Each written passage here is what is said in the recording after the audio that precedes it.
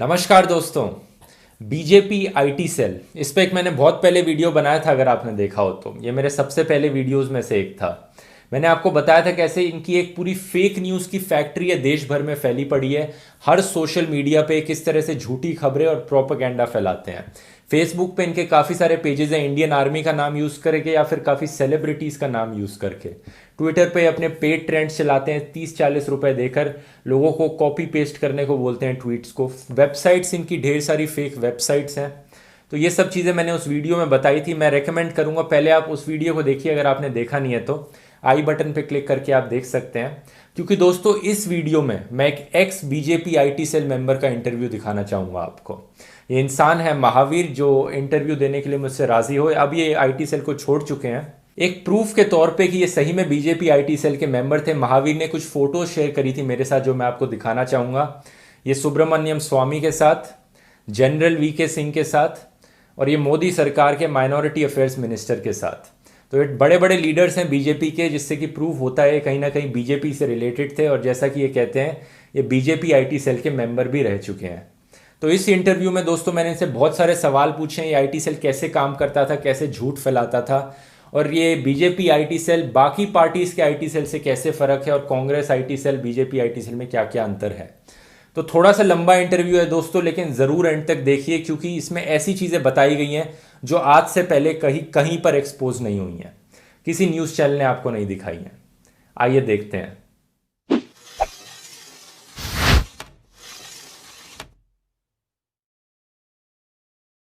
नमस्कार महावीर। तो नमस्कार जी दुरो भाई। पहले मैं पूछना चाहूंगा आपसे, आप बीजेपी आईटी सेल में रहे थे, कब से कब तक रहे हम्म। थे आप बीजेपी आईटी सेल में? मैं 2013 से ही था। वैसे 2012 में आईटी सेल का गठन हुआ था, जिस टाइम पे गडकरी जी अध्यक्ष थे उस टाइम पे ही मैं ज्वाइन कर लिया था। अच्छा, और कब तक रहे थे? 2015 तक। 2012 से 15 तक, 3 साल तक उसमें नौकरी करी। हम्म। तो ज्वाइन क्यों किया सबसे पहले? ज्वाइन तो वैसे ही वहाँ पे उन लोगों ने चुन लिया था, जैसे आलोक सोलंकी जी थे वहाँ पे, उन्होंने मुझे लगाया था। किस कुछ मतलब टैलेंट आप? कुछ टैलेंट सोशल मीडिया का कुछ टैलेंट देख के। अच्छा, वो चुन चुन के उन्होंने आपको चुना, आपने उनको नहीं वहां पे नहीं, अप्लाई? मैंने नहीं चुना, उन्होंने मुझे चुना। वो चुनते ही है, वो नजर रखते हैं सब जगह। जितने भी वहाँ लोग हैं वो चुने चुने हुए लोग हैं, खुद खुद सुनते हैं। अच्छा, पर कितने लोग काम करते हैं मतलब इस आईटी सेल में? कोई कल्पना नहीं है। 20,000 लोग होंगे सारे स्टेट के मिला के। जिलेवार तहसीलवार सब जगह कर रखी है ना इन्होंने सेट। बड़ी बड़ी कंपनियां भी कर रखी है। अच्छा, पीआर कंपनियां होती है वो भी। लेकिन कुछ एक टॉप की टीम होगी आईटी सेल की, कंपनीज तो बाकी की होती हैं, कुछ इनकी कोर टीम होगी। आप किस ब्रांच में, आपकी पोजीशन क्या थी आईटी सेल में? मेरी पोजीशन जैसे आम मजदूर की होती है वैसे ही थी। मतलब? टॉप इसमें इसमें टॉप 150 लोग होते हैं, वो लोग टॉप होते हैं। अच्छा। सुपर 150। आप गूगल पे सर्च कर लीजिएगा बीजेपी आईटी सेल सुपर 150, उनकी पूरी डिटेल आ जाएगी कौन कौन लोग हैं। अच्छा, तो आप सुपर 150 का पार्ट थे इनके? हाँ, सुपर 150 का पार्ट नहीं, सुपर 150 के बाद में 51वें नंबर पे मैं ही था। 151वें नंबर पे। अच्छा और तो पीछे 50 लोग और भी होते, पीछे 50 लोग और भी होते थे। अच्छा, सुपर 150 के बाद 50 लोग और थे, तो आप उनमें से एक जिसमें थे। मैं भी था। हाँ, उनमें से एक था 50 में से, जिनमें मेरे कई दोस्त अब भी वहाँ लगे हुए हैं। हालांकि 5-7 लोगों ने हमने छोड़ दी। मेरी मेरी पोजीशन पे 50 लोग थे, और उनकी पोजीशन पे वो सुपर 150 लोग थे, जिसमें ये अंकित कुमार गुप्त, अंकित पांडे हुआ, विकास पांडे हुआ, हम्म। एक सुब्रमण्य जी है वो हुआ। ऐसे बहुत सारे लोग हैं। सुपर 150 वो लोग हैं जिनको पीएम से मिलने का मौका मिलता है। आप 2015 की एक न्यूज़ देखेंगे, क्विंट ने छापी है, Twitter trolls among super 150 invited by PM Modi. 2015 की न्यूज़ है। तो 150 सोशल मीडिया इन्फ्लुएंसर्स, ये जो कह रहे हैं बीजेपी आईटी सेल के लोग हैं, इनको exclusive invite only no selfie allowed event organise करवाया गया था as a part of digital India initiative. यहाँ पे आप देखेंगे इन सुपर 150 की टीम में कौन कौन आता है। तेजिंदर बग्गा आता है। तो अब इसमें खास बात देखिए कि ये जितने भी लोग ने फोटो खिंचाई, यहाँ पे बैकग्राउंड सेम होगा सबका, और सब सेम जगह पे खड़े होकर फोटो खिंचाएंगे, सारे 150 के 150 लोग। नीचे इस अंकित जैन के नाम के आदमी ने एक फोटो खिंचाई, सेम जगह पे बैकग्राउंड देख सकते हैं, सेम है। क्विंट का आर्टिकल तो ये पॉइंट आउट कर रहा है कैसे ये 150 लोग में से भी गाली देने वाले ट्रोल्स बहुत हैं। तो ये अंकित जैन ने ऐसे ट्वीट्स भी कर रखे हैं माँ बहन की गालियां देकर, और मोदी से मिलने का इनको मौका मिल रहा है। सुरेश नखुआ, फिर से देखेंगे आप, बैकग्राउंड वही है इन सब का, ये सारे एक जगह खड़े होकर मिलने गए थे 150 लोग। ये भी ऐसे आदमी है जिन्होंने माँ बहन की गालियां दी हैं लोगों को ट्विटर पर। तो ये सारे लोग 150 लोगों को मोदी से मिलने का मौका मिलता है, बाकी कोई भी बीजेपी आईटी सेल में इन सब से नहीं मिल सकता, इतने टॉप लीडरशिप से। तो आपका काम क्या था वहां पे, आप 50 लोगों का? मेरा मेरा काम फेसबुक पे ज्यादा से ज्यादा मतलब ट्रोलिंग करना होता था। किसी को भी परेशान कर दो, अगर बीजेपी के खिलाफ कुछ भी लिख रहा है तो उसको भगा दो, या फिर रिपोर्टिंग करवा के बंद करवा दो। ये काम 50 लोगों को देना, सेम ही काम दे रखा था 50 लोगों को, सबका यही हाँ, काम? 50 लोगों को सेम काम दे रखा था। जब 50 से नहीं निपटते थे ना, तो वो आगे ईमेल करके और लोगों को बोल देते थे। इंडिया भर के लोग है ना सारे, जिनको अच्छा, एक साथ ईमेल फॉरवर्ड होता है कि इस टॉपिक पे काम करना है, इस विषय पे एक साथ में ईमेल वहां से फॉरवर्ड होता है। हजारों लोगों को होता है वो वहां से। तो जो सुपर 150 था उनका काम क्या था फिर? उनका भी काम ट्रोलिंग करना था? हाँ, उनका काम ट्रोलिंग करना था। मेन कंटेंट वो तैयार करते थे सुपर 150। अच्छा, वो जो कोई ट्वीट करना हो तो कोई ट्वीट में जो कई बार पेड ट्रेंड्स करे होंगे आपने भी कि? नहीं नहीं, मैं ट्विटर पे नहीं था, लेकिन मेरे को मैसेज जरूर आते थे कि ट्विटर आपको ज्वाइन करना पड़ेगा, ये वो। ट्विटर का मेरे को समझ में नहीं आता था, इसलिए मैं वहाँ ट्विटर पे नहीं जुड़ा था। लेकिन ट्विटर पे जितने ट्वीट करने होते हैं ना, तो 50 ट्वीट की लिस्ट बना के भेज देते हैं। 50 ट्वीट, एक विषय पे 50 ट्वीट बना दिए कि एक साथ में 2000 लोगों को भेज दिया कि हाँ, इतनी बजकर इतनी मिनट पे आपको ये पोस्ट करना है सारे ट्वीट। बिल्कुल, यही अपनी मर्जी से 50 ट्वीट में से अपनी मर्जी से कोई भी ट्वीट चुन सकता है। 10-12 एक साथ में 5-5 ट्वीट मार देते थे, तो वो मतलब एक साथ में अगर 2000 ट्वीट एक ही समय पे होता है, तो वो अपने आप ट्रेंडिंग में आ जाता है। तो वो ये काम जो ट्वीट्स बनाने का काम था, ये सुपर 150 वाले लोगों का था? हाँ, सुपर 150 की टीम थी ट्वीट बनाने वाली। अच्छा, तो उनके नीचे जो काम करते थे उन सबको बस ट्वीट को कॉपी पेस्ट करके सही टाइम पे ट्वीट करना हाँ, होता? कॉपी पेस्ट कर लेते, कुछ अपनी मन मर्जी से मिक्स भी कर सकते थे, लेकिन वो सब ऐसा ही चलता था, एक ही ईमेल का आदेश होता था। ये चीज बार बार प्रूव होती रही है, और अभी हाल ही में परेश रावल जी, वो बाबू भाई हेरा फेरी वाले, बीजेपी के भी एमपी हैं, इन्होंने गलती से एक ट्वीट कर दिया था ये डॉक्यूमेंट। बाद में डिलीट जरूर कर दिया था, लेकिन सबको दिख गया था कि ये चीज तो 100% अब होती है। उस दिन का 27 फरवरी को झूठी कांग्रेस ट्रेंड अलर्ट चलाया था, इसमें सैंपल ट्वीट्स लिखे थे इस डॉक्यूमेंट में, और जाहिर सी बात है बाद में ये झूठी कांग्रेस ट्विटर ट्रेंड चलता रहा था। इसमें सैंपल ट्वीट्स, आप ये ट्वीट्स सर्च करके देखोगे आपको दिख जाएंगे। तो आपका स्पेसिफिकली आपका काम क्या था? आप ट्विटर पे नहीं थे तो फेसबुक पे थे आप, या मे, वेबसाइट? मेरा फेसबुक पे और वेबसाइटों पे कंटेंट लिखना रहता था। कोई भी मतलब वेबसाइट, जैसे किसी भी आज तक में एबीपी में कोई न्यूज आई है, उस न्यूज को, वो न्यूज भले ही राहुल गांधी के खिलाफ हो, मायावती के, ओवैसी को, उसको घुमा फिरा के हमें उसका हिंदू मुसलमान जोड़ना रहता था। अच्छा, आपको हर हर जो भी खबर आती है उसका हिंदू मुसलमान उसमें जोड़ना होता था और फिर शेयर हाँ, करना? मतलब कोई किसी का झगड़ा भी हो गया, जैसा मेरा आपसे किसी लापापती हो गया कहीं, तो भी उसको मैं जानबूझकर मैं अपने आप को दलित बना लूंगा, या फिर अपने आप को हिंदू बना लूंगा या मुसलमान बना लूंगा, उस टाइप की खबर बना देती है उसको। और अच्छा, 5-10 बड़ी बड़ी जो है बीजेपी आईटी सेल से चलती है, इंसिस्ट पोस्ट है, अपने वो न्यूज अवेयर प्रेस, और हाँ, एक ये न्यूज ट्रेंड डॉट न्यूज, हाँ, वायरल इन इंडिया। हाँ। तो तो ये यहाँ पे सारी हम डाल के, पहले, नहीं, वेबसाइटें तो वहां से हजारों चलती है जो इंडिया। तो इनकी सबसे टॉप वाली के कुछ नाम आपने बताया, वही थे इनके, न्यूज ट्रेंड डॉट हाँ, न्यूज वो बता रहे थे? News trend dot news India की टॉप अलेक्सा 20 में आ रही है अभी। अच्छा, तो मतलब आपका उसमें तीन काम करोड़ होता था ती, कि ती, आपको तीन कैसे? से तीन तीन से 3.5 करोड़ विजिटर आ रहे हैं उसमें डेली के, मतलब वो अच्छा, न्यूज पढ़ने जो हम तो लिखते थे। आप, तो मुझे तो दोस्तों यकीन नहीं हुआ जब इन्होंने कहा कि 3 से 3.5 करोड़ लोग हर रोज इनकी फेक न्यूज वेबसाइट पे देखने आते हैं। मैंने खुद सर्च किया एलेक्सा पे, अमेजोन का टॉप 20 वेबसाइट्स कौन सी होती हैं, और आप भी देख के हैरान हो जाएंगे इस चीज़ को। ये देखिए,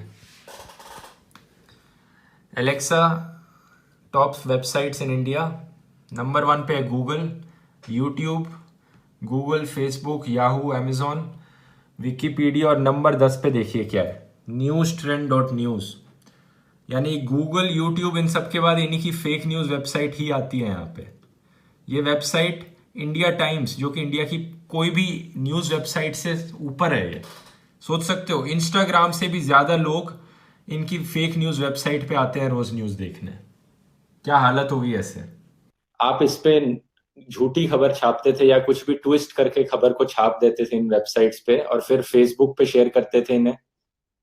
इनको फेसबुक पे शेयर करते थे, व्हाट्सएप पे भी वायरल करवाते थे। जैसे एक एक बंदे के पास वहाँ बीजेपी आईटी सेल में लैपटॉप भी मिला हुआ था और 10-10 मोबाइल मिलते थे, तो 10-10 व्हाट्सएप नंबर होते थे। तो हर हर व्हाट्सएप पे मतलब एक व्हाट्सएप पे 80-85 से लेके 300 350 तक ग्रुप होते हैं, तो सब में वो लिंक चिपका देते थे, तुरंत वायरल।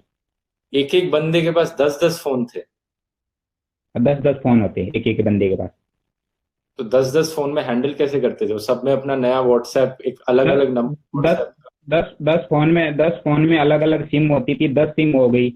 और 10 के ऊपर नंबर लिख के रख लेते थे कि 1 number, 2 number, 3 number, 4 number, 5 number, ऐसे मोबाइल स्टिकर चिपकाए रखते थे। ऐसे तो पहचान में नहीं आता ना, सारे एक ही ब्रांड के मोबाइल होते। और फेसबुक पे भी पेजेस होते थे। फेसबुक पे पेज है तो फेसबुक तो पूरी बीजेपी की है ना। आप फेसबुक पे तो कुछ भी नहीं कर सकते आप बीजेपी के खिलाफ में कैंपेनिंग, आपको 2019 में पता चल जाएगा। क्या मतलब है आपका? बीजेपी का फेसबुक पे इतना कब्जा है कि बीजेपी चाहे तो पूरे देश में 1 घंटे के अंदर पूरा सांप्रदायिक माहौल बिगाड़ सकती। अच्छा, ऐसा क्यों? जितने मा, जितने मार्क जुबरवर्ग के पेज बने हुए हैं, खुद का जितने फेसबुक की जितने अकाउंट बने हुए हैं उनके लगभग उनको उनको छोड़ के 90% तो बीजेपी के फॉलोअर है, किसी भी तरह से अलग अलग नाम से पेजों से। हिंदू से हिंदुओं के नाम बना लिए पेज, मुसलमानों के नाम बना लिए, किसी भी महापुरुष के नाम का पेज नहीं छोड़ा। आर्मी के नाम के लगभग 500-600 पेज चल रहे हैं इंडियन आर्मी के नाम से। हम्म। जबकि इंडियन आर्मी का ऑफिशियल वेरीफाइड पेज है, उस पे कम लाइक है, और इनके जो नकली पेज बने हैं उन पे ज्यादा लाइक है। एक पेज पे 20 लाख लाइक, एक पेज पे 25 लाख लाइक। तो ये और इंडियन आर्मी का पेज, प्रोपेगेंडा फैलाने के लिए इस्तेमाल करते हैं इंडियन आर्मी के नाम। हाँ, इंडियन आर्मी के नाम को यूज करते हैं, बाकी हिंदू नाम सबसे ज्यादा यूज करते हैं। तो कौन कौन से ऐसे पेजेस हैं जो इंडियन आर्मी का नाम यूज करते हैं और झूठी खबरें और प्रोपेगेंडा फैलाते हैं? तो मैंने महावीर को बोला कुछ फोटोज दिखाना मुझे इन पेजेस की एग्जाम्पल के तौर पे। और ये फोटोज अब मैं आपको दिखाना चाहूँगा यहाँ पे। ये देखिए, ये इन पेजेस के नाम है। I am with Indian army, 6 lakh like हैं इसके। इंडियन आर्मी फैन क्लब, इसके भी 6 लाख लाइक है। यहाँ पे India supports Indian army, Indian army fans, इस वाले के 21 लाख लाइक हैं। Indian army service before self, India support Indian army, Indian army भारतीय खबर, इन सब के आप लाइक्स देखोगे, इस वाले के 20 लाख लाइक हैं, 2 मिलियन लाइक्स हैं। अनऑफिशियल इंडियन आर्मी, इतने सारे पेजेस बना रखे हैं ये। महावीर ने सारे पेजेस की फोटोज मुझे खींच के दी और इन्होंने कहा ये तो कुछ पेजेस हैं, ऐसे ऐसे ढेर सारे और पेजेस भी हैं। आप ज्यादातर फेसबुक पे देखते हो ना, किसी आईडी पे जिस बंदे के प्रोफाइल फोटो और कवर फोटो के अलावा कुछ भी नहीं है उसके आईडी में, निजी विचार या कंटेंट कुछ भी नहीं, कोई शेयर नहीं, कुछ भी नहीं, खाली आईडी खड़ी है फेसबुक पे। हाँ हाँ हाँ। तो वो सारे लोग हायर किए हुए लोग हैं, वो अपनी टाइमलाइन पे कुछ भी नहीं डालते। 30-30 ग्रुप ज्वाइन करते हैं, 30-30 ग्रुपों में जाके वो पोस्टें डालते। अच्छा, और ये पेजेस भी बनाते रहते हैं। इन पेजेस पे इतने सारे लाइक्स कैसे आते हैं? एक दूसरे का crossing share, common common like होते हैं इनके ज्यादातर। आप दे आईटी सेल वाले मुसलमानों के नाम से पेज बना रखे हैं, कुरान कुरान की आयतें चलाते हैं, मक्का मदीना का जो रिकॉर्डेड लाइव करके उसको सॉफ्टवेयरों से लाइव दिखाते हैं अपने पेजों पे कि ये हम मक्का मदीना से लाइव कर रहे हैं। मुसलमान बोले होते हैं वो वहां पे भी अल्लाह अकबर कमेंट करते रहते, जबकि पेज बीजेपी के अंडर में हो। अच्छा।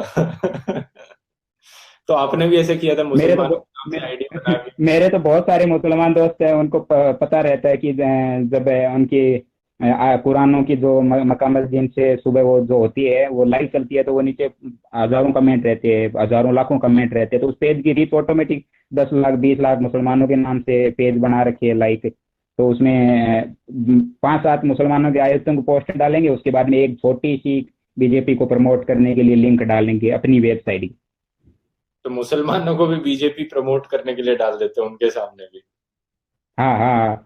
मतलब मुसलमानों के सामने बीजेपी को मतलब एकदम स्वस्थ साफ सुथरी छवि दिखाने के लिए उस हिसाब की लिंक डालते हैं उनके पेज पे। और हाँ। हिंदुओं के सामने मुसलमानों के खतरनाक चेहरे की लिंक डालते हैं। ऐसे सोच समझ के होता है वह काम। ऐसा थोड़े होता है एक लिंक सारे पेजों पे एक साथ में डाल दिया, ऐसा नहीं होता है। अलग अलग क्वालिटी के, अलग अलग ट्रेंडिंग के अलग अलग पेज होते हैं। हाँ। हाँ। ऐसी हर अलग अलग लोगों के लिए भी होता होगा, जो लोग थोड़ा शहरों में रहते हैं उनके लिए मोदी जी और डेवलपमेंट की बात करते होंगे ज्यादा, और हिंदू हाँ मुसलमान की हाँ, बात क्योंकि करते हैं। शहर वाले आदमी है ना बहुत जागरूक आदमी है सबसे।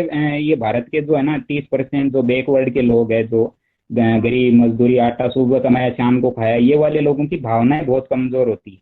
ये हम्म। लोग किसी में भी हमारे गांव में उदाहरण के लिए दे दूं कि नेताजी आ गया कोई भी पार्टी का, उसने अच्छा भाषण दे दिया, सारे वोट उसकी तरफ डाइवर्ट हो जाएंगे। उनको कोई मतलब अच्छा। नहीं है कि ये आगे ले जाके हमें किस रेट में बेचेगा, अच्छा। कि ये कैसे भारत को बर्बाद करे। मतलब भारत के लिए आप सोच भी नहीं सकते कि बीजेपी, ठीक है एक नरेंद्र मोदी के हाथ में है अगर देश है तो ठीक है, अगर ये देश योगी के हाथ में होता तो अब तक हवा निकल जाती इस देश की। वैसे भी हवा तो निकल ही रही है, भारत सोने की चिड़िया आज भी है, कल भी था। सोने की चिड़िया नहीं होता तो आज आज 8,000 का कुछ घोटाला आज भी हुआ है, और पिछले कई महीनों से हो ही रहे, आप देख ही रहे। मतलब क्या है आपका कि योगी जी के हाथ में होता तो इससे भी बदतर हालत होती मोदी से? योगी जी के चेले खतरनाक है ना थोड़े। योगी जी के मोदी जी के जो समर्थक है वो असली समर्थक है। आप भी हो सकते हैं, मैं भी हो सकता हूँ, हम वोटर है, वोटर वोटर का सवाल करने का अधिकार होता है। लेकिन मोदी जी काम करना चाहते हैं, नीचे की बीजेपी जो है ना वो मोदी जी को हटाने के लिए लगी हुई है। नीचे की बीजेपी मोदी जी को हटाना चाहती है? योगी जी को आगे करना है ना उनको। मिशन 2024 योगी जी का है। मिशन 2024 योगी जी की तैयारी कर रहे हैं, क्योंकि मोदी जी 2019 में इनसे तो हटने वाले नहीं। हाँ। अच्छा। चाहे ये जोड़ कब? तोड़ करके आना, चाहे जोड़ तोड़ करके आना पड़े 2019 में तो फिर आ जाएंगे, लेकिन 2024 में योगी का प्लान है, क्योंकि उस टाइम पे मोदी जी की उम्र भी हो जाएगी। तो कब से इनका प्लान है कि मोदी को हटा के योगी को लाया जाए? कब से इन्होंने 2015-16? ये 2013 से ही प्लानिंग थी। ये तो गलती से मोदी जी को मजबूरी से लेना पड़ा था, क्योंकि पीआर कंपनियों को टेंडर हो चुका था। बाहर बाहर की कंपनियों को भी टेंडर दिया गया था ना मोदी जी का फेस बनाने के लिए। मेड इन चाइना कंपनियों को दिया गया था। जो हम्म। ट्रंप की आईटी सेल थी, जो ट्रंप की आईटी सेल थी वही मोदी जी की आईटी सेल थी। अच्छा। इंटरनेशनल इंटरनेशनल प्रचार में। अच्छा। तो आप कह रहे हो ये कि मोदी जी को हटाने का काम, और मोदी जी को ये दे दिया तो मजबूरी हो गई, तो पीछे कौन है इन सब के जो मोदी इनके जी को? इन इनके इन इनके पीछे तो सबको पता है, आरएसएस के अलावा कोई नहीं हो सकता। आरएसएस ही है इनके पीछे तो। उनका मकसद है 2025 में मनुस्मृति का कानून लागू करना। अभी आपने थोड़े दिन पहले एक मंत्री का बयान नहीं सुना था कि हम संविधान बदल देंगे? संविधान बदल देंगे, हाँ हाँ। ये संकेत है आपको और पूरे देश को कि हम संविधान बदलेंगे, भारत में मनुस्मृति ही लागू की जाएगी। और भारत जो 1818 से पहले जी रहा था उसी स्थिति में चला जाएगा भारत। वही व्यवस्थाएं, वर्ण व्यवस्थाएं, जातिवाद व्यवस्थाएं जो 1818 से पहले थी वो की वो लागू हो जाएगी। हम्म। अच्छा, कुछ इसके बारे में बताइए, जो जब फेक पोस्ट करते थे आप, तो किस तरह से उसको जातिवाद के बीच में, हर देश में जो भी कुछ होता था उस इंसिडेंट को ऐसे दिखा देते थे कि हिंदू मुसलमान हो गया यहाँ पे। जो भी ऑपोजिशन पॉलिटिशियन है उसको मुस्लिम सिंपैथाइजर दिखा देते थे, और जातिवाद हाँ के बीच अच्छा में। अच्छा अच्छा। हाँ हाँ, जातिवाद से तो इनका वोट बनता है ना कि हम हिंदू मुसलमान ज्यादा करेंगे तो हिंदू हिंदू डरेंगे मुसलमानों से। हाँ जबकि हाँ। ऐसा कुछ है नहीं है, ऐसा कुछ है नहीं। फिर भी ऐसा माहौल हो जाएगा कि ये मुसलमान तो भाई आतंकवादी है, इतने खराब है, खतरनाक है, इनकी संख्या बढ़ जाएगी, जनसंख्या तो ये हमें खा जाएंगे, बर्बाद कर देंगे। ऐसा बार बार बार बार बार बार दिमाग में डाला जाएगा, एक बार, दो बार, 5 बार, 10 बार, 100 बार। तो हम्म। कोई भी आदमी हो, उसको लास्ट में मानना ही पड़ेगा कि हाँ भाई हो सकता है, ऐसा सच है। तो आप भी यही काम करते थे एक बारी, तो आपको, आप भी मानते थे उस वक्त ये होता है? नहीं, मैं तो मानता नहीं था। मैं खुद, मैं पड़ोसी, मेरे घर के पड़ोसी भी मुसलमान है, तो मुझे फोन भी बुक करते थे कि महावीर यार इतना उल्टा सीधा तू लिख रहा है, तो हम्म। इसे तुझे मिल क्या रहा है? तो मैं बोला भाई आपको पता है रोजी रोटी का सवाल है? तो वो बोलते कि रोजी रोटी का सवाल है तो हम आपको कुछ भी नहीं बोलेंगे, हमें अच्छी तरह से पता है। मेरे गांव में मुसलमानों को भी लोग बोलते थे भड़काने के लिए कि देखो ये तुम्हारे खिलाफ लिख रहा है, ये कर दो वो कर दो, फिर भी वो बोलते थे इसका रोजी रोटी का सवाल है, हमें अच्छी तरह से पता है, ऐसा कुछ है ही नहीं देश में। अच्छा, तो मतलब ज्यादातर आपको लगता है कि ज्यादातर लोगों के देश में जो बीजेपी आईटी सेल में एम्प्लॉयड है उनकी मजबूरी है, मतलब वो बेरोजगार है और उनको काम मजबूरी है करना? ना, बेरोजगार। मैं वहां गया बेरोजगारी की वजह से, और अब भी मेरे पास खेती बाड़ी का काम है। लेकिन थोड़ा बहुत मेरा शादी हो गया था तो जो पैसे वैसे की जरूरत भी पड़ी तो उस वजह से जाना पड़ा। मुझे अब जरूरत ही नहीं है। अब मुझे एक दवाने की जरूरत नहीं। खेत में अच्छा। अनाज हो रहा है, ठीका ठीक हो रहा है, लोन बैंक से लोन का कर्जा मिला हुआ है। और हम राजस्थान में अभी ये असहयोग आंदोलन चला रखा है, बैंक का कर्जा देंगे ही नहीं, हम क्या कर लेंगे? बड़े लोगों का पहले लो बाद में हमारा ले लो। हम्म। तो जब आपने 2015 में ये नौकरी छोड़ी, इसके पीछे यही कारण था कि तब आपको अपना नया। गांव वालों ने बुला लिया था, घर वालों ने बुला लिया था कि बहुत हो गई तुम्हारा, हम बहुत देख रहे हैं इंटरनेट पे, कोई टपका के चला जाएगा, तुम्हारा खुद का चेहरा आगे करके तू काम कर रहा था। बाकी लोग चेहरा आगे करके काम नहीं करते थे, मेरी गलती ये थी कि मैं मेरा फेस भी साथ में कर रहा था। अच्छा, तो छोड़ी क्यों फिर, मतलब मेन कारण क्या था बीजेपी आईटी सेल से छोड़ने का? तो कोई भी दंगा फसाद या कुछ भी होता है ना, झंडा उठाने का टेंडर सिर्फ नीचे जो कम्युनिटी किसान वर्ग के होते हैं उनको रखते हैं। दलित हुआ, जाट हुआ, कोई हमारे राजस्थान में मेघवाड़ हुए, तो छोटे जो गरीब मुसलमान है उनको हुए, वही मरते हैं इस दंगे फसाद में। कोई भी पूंजीपति नहीं मरता, किसी तोगड़िया का, किसी साध्वी सरस्वती का, किसी मोहन भागवत के परिवार का कोई नहीं मरता। इनके लोग विदेशों में, कैलिफोर्निया में और आपके विदेशों में सारी अंग्रेजी यूनिवर्सिटियों में पढ़ते हैं, और हमें संस्कृत की किताबें पकड़ा पकड़ा के निकल गए। तुम सही बस बात। गुरुकुलों में रहो, भजन करो, गुरुकुलों में रहो, भजन करो, राम राम हरे कृष्ण हरे कृष्ण हरे कृष्ण, बस यहीं पड़े रहो। तुम विकास की, गरीब की, मजदूर की, आम आदमी की, सड़क की, बिजली की, लाइट की, चिकित्सा की ये बात नहीं कर सकते। इनसे हम्म। आपका कोई लेना देना ही नहीं है। मतलब यहाँ देश की अब 80% आबादी को ऊपर वाले लोग हैंडल कर रहे हैं। हम्म। तो ये बताइए, पैसे कितने मिलते थे आपको जब आईटी सेल में नौकरी करते थे? मेरे मेरे को तो पर दिन का 1,000 रुपये मिलते थे। बाकी सुपर 150 तो हाई लेवल के थे, उनकी तो हमें पता नहीं है कितना मिलते थे। मुझे तो 1,000 रुपये पर डे मिलते थे। अंदाजा लेकिन जो कितना? छोटे लोग नीचे से नीचे, मतलब जो गवर्नमेंट की जॉब रेट होती है उसके हिसाब से 300 रुपये से शुरुआत है, ऊपर से लाखों करोड़ों में है। जैसे अमित मालवीय जी है, वो तो लाखों करोड़ों में खेल रहे हैं, मेन टेंडर उनके पास ही है अभी, और विकास पांडे के पास है। तो अमित मालवीय को लाखों करोड़ों में मिलता होगा। हाँ, वो लाखों, बीजेपी भारत की सबसे बड़ी पूंजीपति पार्टी है। इसके हम्म। पास करोड़ों अरबों का चंदा है। सारे कत्ल खानों का सबसे ज्यादा पेमेंट इसके पास आता है। सारे जितने इलीगल काम होते हैं सब सब इनको चंदा देते हैं बाहर से। अभी तो आप उदाहरण के लिए देख लो ना, उदाहरण के लिए देख लो कि दिल्ली में मैक्स हॉस्पिटल को बॉबी कटारिया ने ताला ठुकवा दिया था, और एक वो कॉलेज में जो इंसिडेंट हुआ था, उस कॉलेज को ताला लगने वाला था, कॉलेज वाले ने पैसे फेंके सारा बॉबी कटारिया अंदर। हाँ, बहुत ही मतलब अमीर पार्टी है फिर तो ये कि। अमीर तो है, अमीर तो है ना, अमीर तो है। इस पार्टी को आप खत्म नहीं कर सकते। 2024 तक कितनी ताकत लगा ले पूरा देश, खत्म हम्म। नहीं कर सकते। अगर अगर आप खत्म करने के लिए, अगर इनके खिलाफ में कुछ माहौल बन भी जाता है ना, तो हम्म। इनके हाथ में सबसे बड़ा हथियार है जियो। अच्छा, जियो कैसे? जियो का मोबाइल होता है ना, उसमें पप मैसेज आता है स्क्रीन पे ऑटोमेटिक। कई बार आता है। आज जैसे हमारे प्रधानमंत्री जी इधर झुंझुनू आए थे, हमारे मोबाइल की स्क्रीन पे ऑटोमेटिक मैसेज आ गया था। ऑटोमेटिक उनका रिकॉर्डेड कॉल आ गया था, जो झुंझुनू भाषण चल रहा था वो टोटल लाइव आ रहा था उसमें। मोबाइल कॉल पे आ रहा था, मोबाइल पे पहले मैसेज आया, मोदी जी का भाषण सुनने के लिए इस नंबर पर डायल करिए, उस पर मिस कॉल मारा तो पूरा उनका भाषण लाइव आ रहा था। तो कैसे मतलब जियो को इस्तेमाल कर पाएंगे? जियो को इस्तेमाल है, जैसे आपके जियो पे स्क्रीन पे मैसेज आ गया अचानक से, जैसे आप रिचार्ज खत्म हो जाता है तब मैसेज आया करता है। भारत में सारे लोग जियो रखते हैं, उनको सबको पता है कि रिचार्ज आपका 5-7 दिन पहले ही स्क्रीन पे ऑटोमेटिक मैसेज आना। आप किसी को कॉल करके, कॉल कटेगा, कॉल कटती ही स्क्रीन पे पूरा मैसेज आ जाएगा, पूरा स्क्रीन बंद हो जाएगा, उसमें वो सामने विज्ञापन ही दिखेगा। उसी तरह से अगर जरूरत पड़ी तो मोदी जी का ब्रांडिंग के लिए और मोदी जी के नाम से चेहरा लगा के बढ़िया सा मैसेज, अब की बार मोदी सरकार या कुछ जो पिछली बार लगाया था वैसे नया बड़ा सा पोस्टर बना के आपके मोबाइल मोबाइल में घुसा देंगे, हर मोबाइल में। आप जितनी बार किसी को कॉल करोगे उतनी बार आपकी स्क्रीन पे मोबाइल पे मोदी दिखेंगे। लोग भी तंग हो आप कहाँ जाएंगे। कहाँ से हटा, तो लोग तंग नहीं हो जाएंगे। आप है ना, जिस झूठ को 100 बार बोला जाता है ना, जिस झूठ को बार बार बोला जाता है वो झूठ नहीं हो जाता, बाद में वो सच बन ही जाता है। सही बात है।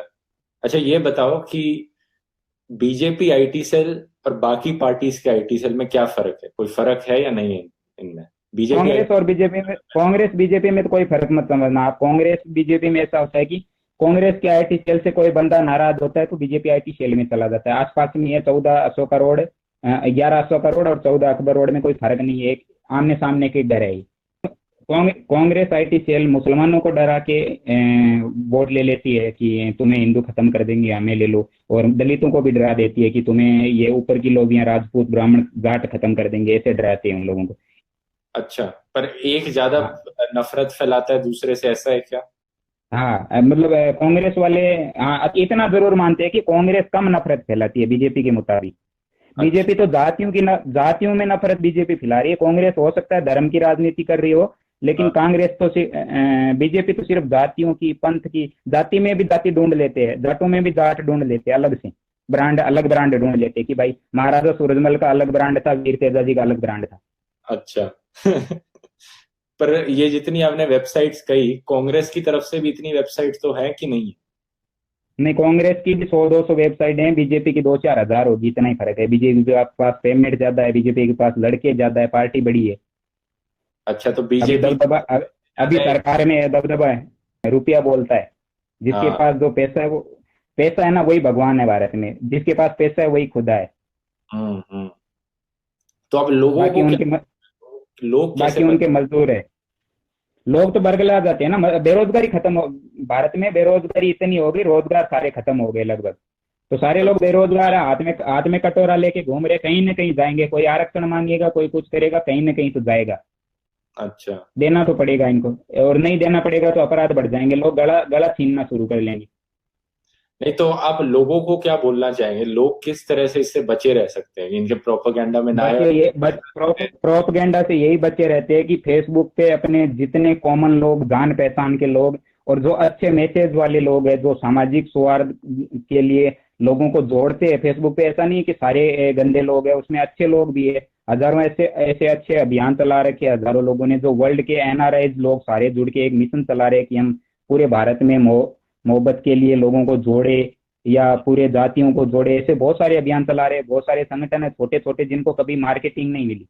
तो बेसिकली ये बोला जाए कि जो लोग नफरत नहीं फैलाते, जो हिंदू मुसलमान की जहाँ पे बात करने लग जाते हैं, उनको सुनना ही बंद कर दो, ये कह सकते हैं? आप सोशल मीडिया पे, फेसबुक पे ऐसी हालत हो चुकी है इस टाइम पे, आज 2018 में, मार्च में ऐसी हालत है कि आप मुसलमानों के समर्थन में एक भी पोस्ट डाल दी ना, एक भी पोस्ट की फलाना मुसलमान अच्छा है, अब्दुल कलाम अच्छा था, उदाहरण के लिए मैंने ऐसी पोस्ट डाल दी, तो हम्म। आपको समाज द्रोही, जाति द्रोही, धर्म द्रोही, गद्दार, फलाना ढिमका सब कुछ घोषित करने के लिए बीजेपी आईटी सेल वाले तुरंत टूट पड़ेंगे आप पर।